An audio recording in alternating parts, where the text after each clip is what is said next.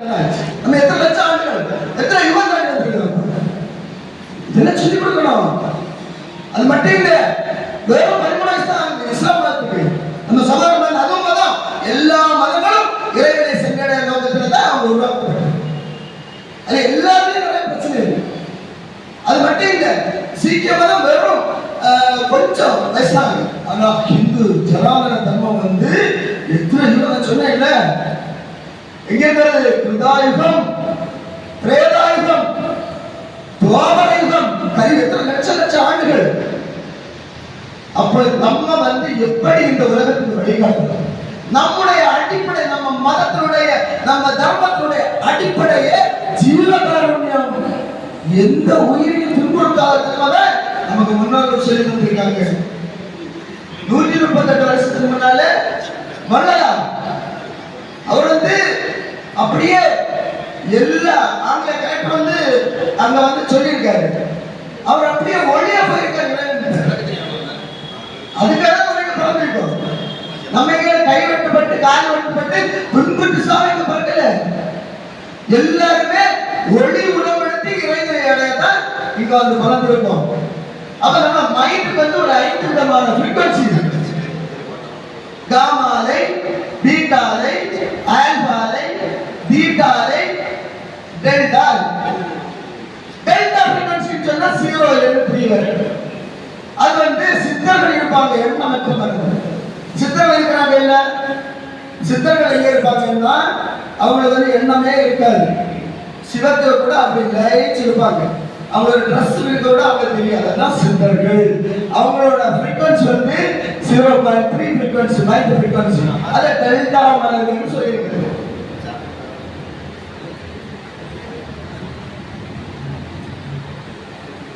Delta மலைக்கு அப்புறம் என்னது? பீட்டா மலை. பீட்டா மலை 3 வரை ஃப்ரீக்வன்சி, மைண்ட் ஃப்ரீக்வன்சி. இந்த பீட்டா மலையில இருக்கவங்க தான் விஞ்ஞானிகளும் விஞ்ஞானிகளும். அது எல்லா இடத்துலயும் உண்டாவாங்க. நம்ம இப்ப மாதா அமிர்தானந்தமயி தேவி, அடுத்து வந்து சத்குரு ஜக்கி வாசுதேவி, நம்முடைய கர்மாச்சாரிகள், நம்ம சங்கத்துல இருந்து நம்ம பெரிய பெரிய ஆட்கள் எல்லாமே வந்து திருமணம் ஆகாம அவங்க பீட்டா மலை 3 வரை இருப்பாங்க. விஞ்ஞானிகள் விஞ்ஞானிகள் கண்டுபிடிக்கிறது ஆன்மீக அறிவாளர்கள், விஞ்ஞான அறிவாளர்கள்.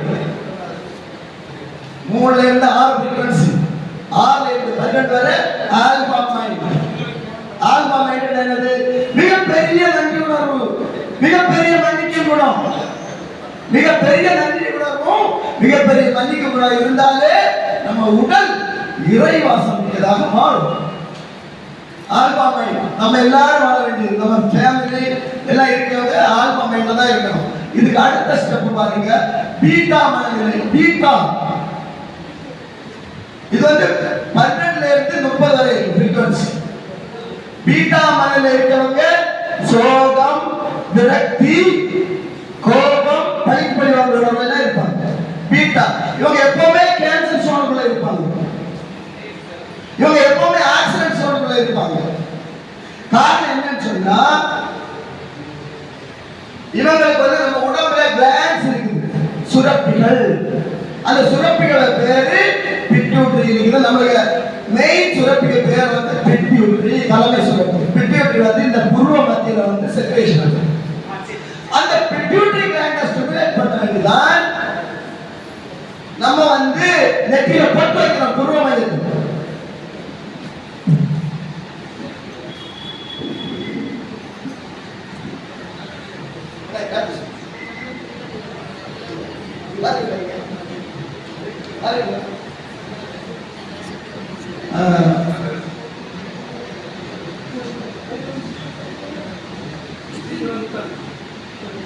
பிட்யூட்டரி கிளாண்டை வந்து ஸ்டிமுலேட் பண்ணுவதற்காக நம்ம புருவ மத்தியில பொட்டு வைக்கிறோம். நடு உச்சியில வந்து பீனியல் கிளாண்ட் செக்ரேஷன் ஆகும். பீனியல் கிளாண்ட், இந்த பீனியல் கிளாண்டை ஸ்டிமுலேட் பண்ண வேண்டியதான் ஆலயத்துல மணி ஓசை. இந்த இடத்துல வந்து தைராய்டு சுரக்குது. ஆனா இந்த பீட்டா மனநிலை, அது காமா மனநிலை 32-60 ஃப்ரீக்வன்சி. இந்த ஃப்ரீக்வன்சி இருந்தா வேகமான மூச்சு விடுறவங்க இருப்பாங்க. இந்த வாழை விட்ட போறாங்க. இதே வேலை அவங்க குறுகிய காலத்திலே சொல்லுவாங்க. காமாலே பீட்டாலே இருக்கிறவங்களுக்கு குறுகிய காலத்தில் அவங்க ஆக்சிடென்ட் கேன்சர் வந்து செத்து போவாங்க.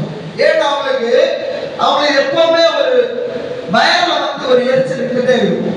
அது அட்ரினலின் அவங்க சொல்லிட்டு அட்ரினலின் ஒரு ஆளுக்கு கேன்சர் சொன்னாலே அவங்க வந்து நீங்க கேன்சர் சென்டர் பண்ண அட்ரினல் வேரியேஷன் தான் பார்ப்பாங்க.